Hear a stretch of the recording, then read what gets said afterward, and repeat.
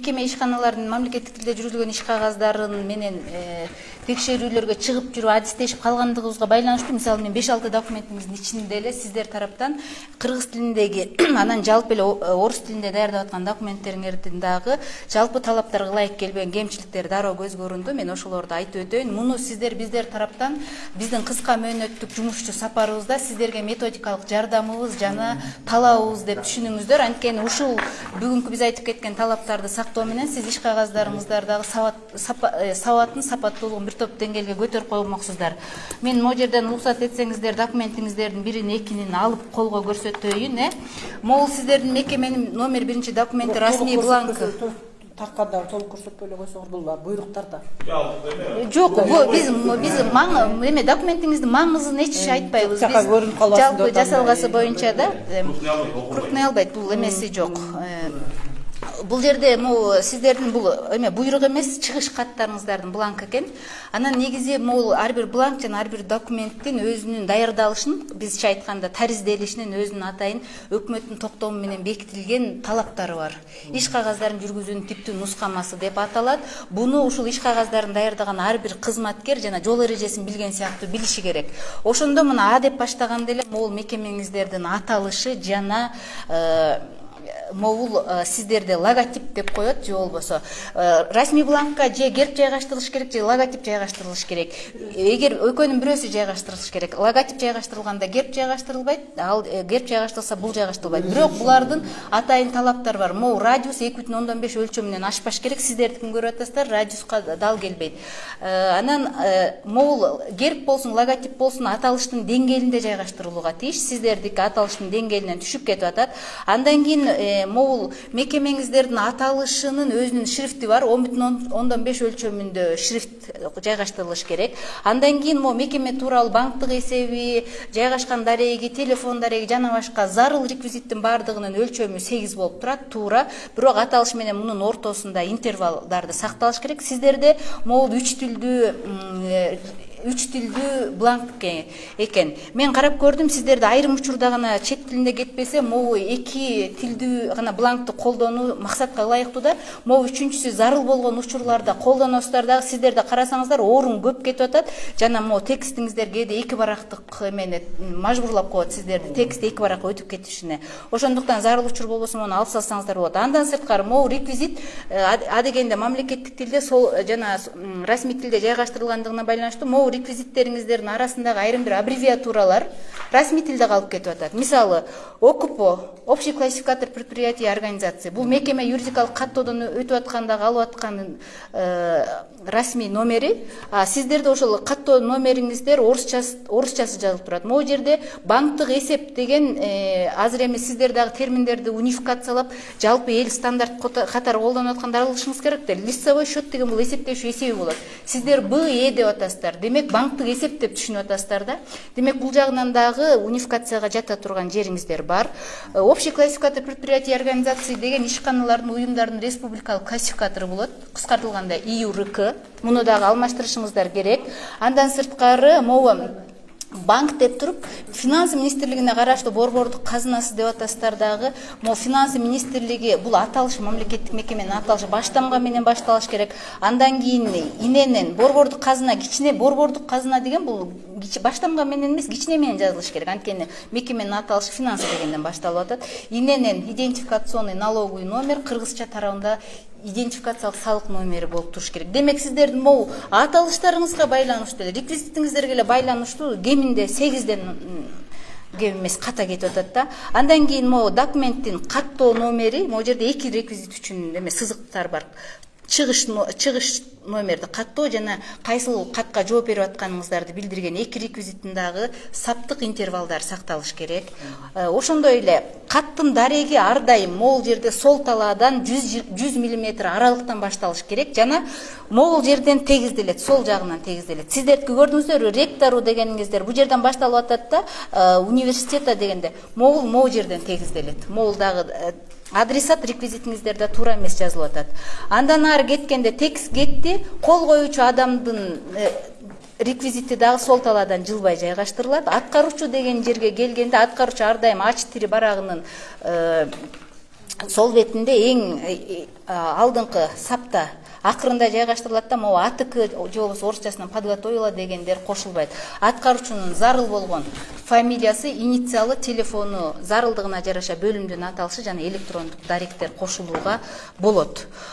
Андан сырткары сиздерде дагы могул эмеге байланыштуу текстин өзүнө келгенде бул сиздердин эле мекемеде эмес, көптөгөн мекемелерде могу даталарды тариздөөдө көп каталар кетирилет. Документтерди тариздөөдө датанын эки ыкмасы колдонулат. Сөздүк цифралык ыкма жана цифралык ыкма, араб цифрасы менен. Сөздүк цифралык ыкма деген бул 2022 жылдын 10 майындагы номер баланчанчы протокол же буйрук тигүү дегендей. Ошондой каталар көп кетет экен. Мына 10 май 2022 жылы. Демек бул туурасында кыргыз тилинде 2022 жылдын 10 майында Нарын шаарында болгон анан деп кетиш керек эле. Ошондой эле могу адресат реквизитиңиздерге байланыштуу да көп ката көрүп атам. Кыргыз Республикасынын мисалы адресат эгер кызмат адамына даректелип атса, демек кызмат адамы министрге даректеп аткан учурда Бейшеналиевке деп жазып атасыздар дагы. Бул жерде кайрылуучу катары урматтуу Алмаз Баланчаевич. Бул сөзсүз баягы протоколдук тартип дагы сакталыш керек, иш кагазынын тартиби дагы эки учурду эске албай кетип атасыздар. Могул жерде качан жөндөмө мүчөлөрү жалганбайт. Эгер сиздер кызмат адамын келтирбесеңиздер, жөн гана мекеменин өзүнө же анын бир бөлүмүнө даректелип аткан учурда Билим берүү министрлиги эмне деген зарыл барыш жөндөмөнүн зарылдыгы жок. Анын бир бөлүмчөсүнө кетип атса, уюштуруусулдук бөлүмү же финансылык бөлүмү деп ал жерге дагы жөндөмө мүчөлөрү жалганбайт. Анткени токтомго ылайык могул адресат реквизиттин өзү, бул адресат деген реквизит, получатель кто деген логикадан улам. Бул жерге жөндөмө мүчөлөрүнүн зарылдыгы жок. Ошондой эле сиздерде дагы тиркеме реквизитине келгенде бир катар каталар кетип атат. Мына могу жерде катыңыздар кыргызча кетип атат. Сиздер кат жолдоп аткан адамдын реквизиттерин баарын орусча берип атасыздар. Демек каттын жарымы кыргызча, жарымы орусча. Бул дагы көңүл бөлбөгөн учурларыңыздардын бири. Анан могу тиркеме Нарын боюнча жолуктуруп атабыз. Могу аткаруучу деген тексттин кол коюучусунан кийин эле дароо аткаруучуну берип атасыздар. Бул ар дайым A4 форматындагы документтин аягына келет. Ошондой эле тиркеме деген реквизитке байланыштуу дагы бир топ каталар кетирилет экен. Тиркеме деген өзү азыр могу жерден бир документ менен мисал келтирелик. Жаңы эле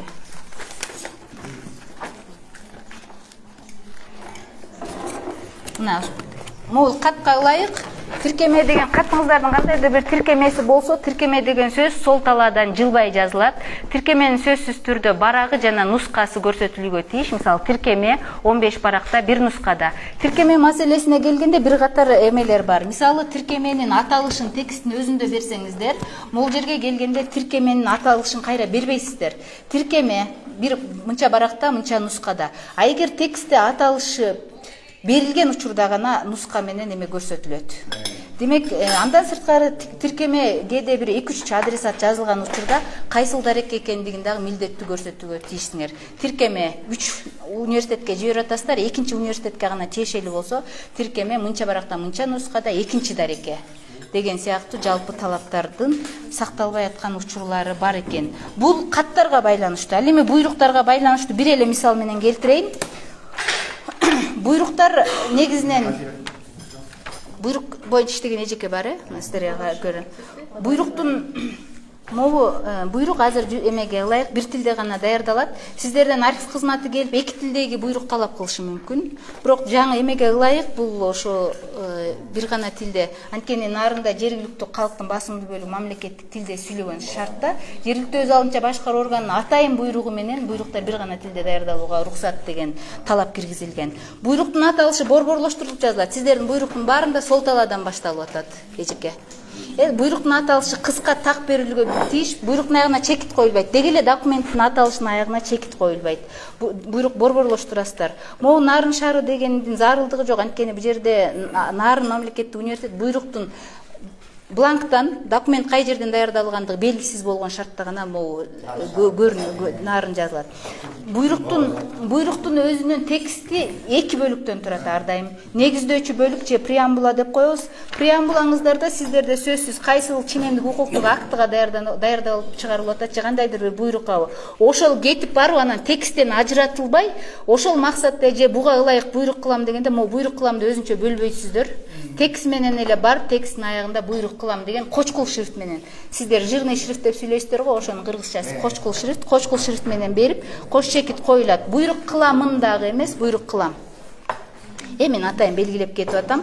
Анан тескөөчү бөлүккө өткөндө тескөөчү бөлүктүн ар бир пункту же подпункттар, пунктчалар араб цифралары менен цифраланып, мына жерде көрсөтүлүп тургандай, бирок ар бир пункт бири-биринен 2 саптык интервал менен ажыратылууга тийиш. Анан мына тескөөчү бөлүгүңүздөрдө мына сиздерде бул дагы абзацтан сол талаадан башталат деген атайын талаптары бул жерде сакталууга тийиш.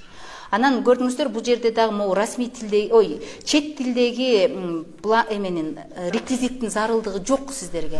Буйругуңарды чет тилинде чыгарып атсаңыздар, анда коюңуздар 2 тилдегисин. Анан могу ашыкча бул ашыкча эме да болот силерге, кошумча жүк да болот, убакыт жана кагаз мындай үнөмдөө максатында деген.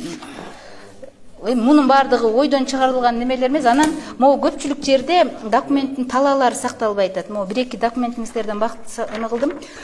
Атайын сол талаадан белгиленген аралыкты сактоонун өзүнүн логикасы бар. Анткени документти архив кызматына өткөзөсүздөр. Айрыкча кадрлардын ишине байланыштуу документтерди өткөргөндө, мисалы ушул университетте иштеп кеткен аксакал 15 жылдан кийин пенсияга чыгыш үчүн ошол тууралуу справка алуу үчүн архив кызматына барганда, сол талааны сактабай өткөрүп койгон иш кагазын жүргүзүүчү жана ошол учурда ошол кагазга кол койгон жетекчилер ошол эмеге жоопкерчилик тартып калышат да.